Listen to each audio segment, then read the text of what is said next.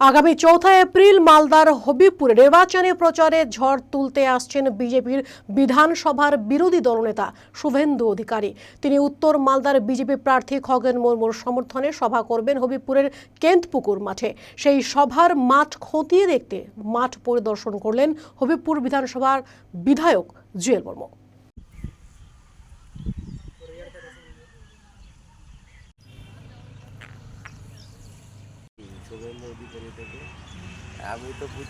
দেখুন যে আমাদের যে হবিবপুর বিধানসভা আকতল গ্রাম পঞ্চায়েতের মধ্যে কেনপুকুরে যেটা সুরসাহাটি বলে জায়গা, এই জায়গাটাতে আমাদের বিশাল একটা জনসভা হবে।